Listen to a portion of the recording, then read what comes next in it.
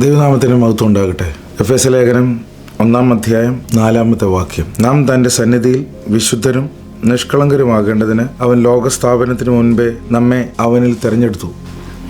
തിരഞ്ഞെടുപ്പ് എന്ന് പറയുന്ന ഒരു വിഷയം പൗലോസ് ഇവിടെ എടുത്തു പറയുകയാണ്. നമ്മുടെ തിരഞ്ഞെടുപ്പിനെ കുറിച്ചുള്ള ആ വലിയ ആഴം, അതിൻ്റെ വലിപ്പമൊക്കെ തിരിച്ചറിഞ്ഞാലാണ് അതിന് നമ്മൾ വില കൊടുത്ത് അതിന് നിൽക്കത്തുള്ളൂ. നമ്മുടെ തിരഞ്ഞെടുപ്പ് എന്ന് പറയുന്നത് നിത്യമായ നാശത്തിൽ നിന്ന് നിത്യതയിലേക്കുള്ള ഒരു വലിയ തിരഞ്ഞെടുപ്പാണ്.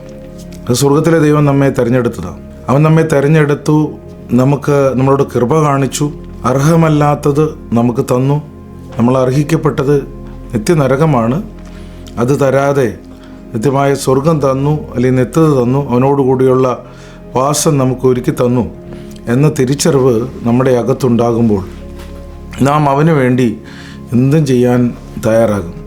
പല ദൈവമക്കളുടെയും ജീവിതത്തിനകത്ത് ദൈവം എന്നെ തിരഞ്ഞെടുത്തതിൻ്റെ ആഴവും എന്നെ തിരഞ്ഞെടുത്തതിൻ്റെ ആ വലിപ്പവും തിരിച്ചറിയാത്തത് കൊണ്ട് അവരതിനു വേണ്ടി വില കൊടുക്കാൻ തയ്യാറാകുന്നില്ല.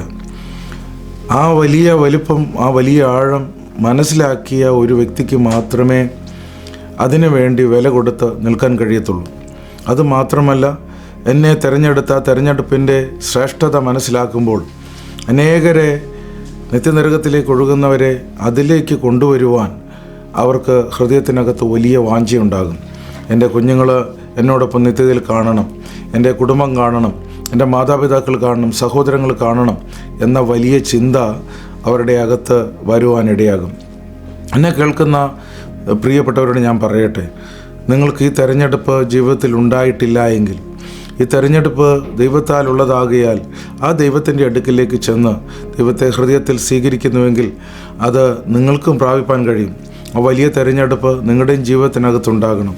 നിങ്ങളെ തിരഞ്ഞെടുത്തത് ഇന്നതിനാണെന്ന് തിരിച്ചറിയുമ്പോൾ നിങ്ങളുടെ അകത്തുണ്ടാകുന്ന സന്തോഷത്തിൻ്റെ വലിപ്പം പറഞ്ഞറിയിക്കാൻ കഴിയാത്തതാണ്. നമുക്ക് വേണ്ടി ഒരുക്കിയ നിത്യതയുടെ മനോഹരത്വവും ആ വാസമൊക്കെ നമ്മുടെ ഹൃദയത്തിനകത്ത് വലിയ സന്തോഷം നൽകുന്നതാണ്.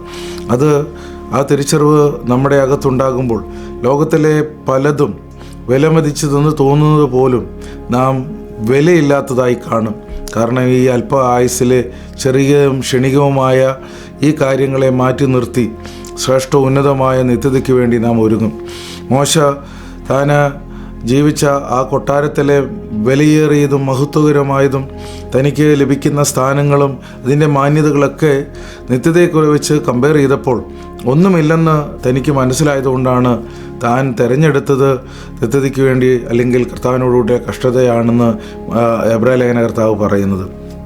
അതുകൊണ്ട് നമ്മുടെ തിരഞ്ഞെടുപ്പിൻ്റെ ആ മഹത്വം നമുക്ക് മനസ്സിലാക്കാൻ കഴിയണം, അതിനനുസരിച്ച് ജീവിക്കാൻ കഴിയണം. ഇന്ന് പല വിശ്വാസികളായ ആളുകൾ പോലും ആ തിരിച്ചറിവില്ലാത്തത് കൊണ്ട് ദൈവസഭയ്ക്ക് ദോഷം വരുന്ന പല കാര്യത്തിൽ ഇടപെടുകയും ദൈവനാമത്തെ ദുഷിക്കുകയൊക്കെ ചെയ്യുന്നത് നമുക്ക് കാണാൻ കഴിയും.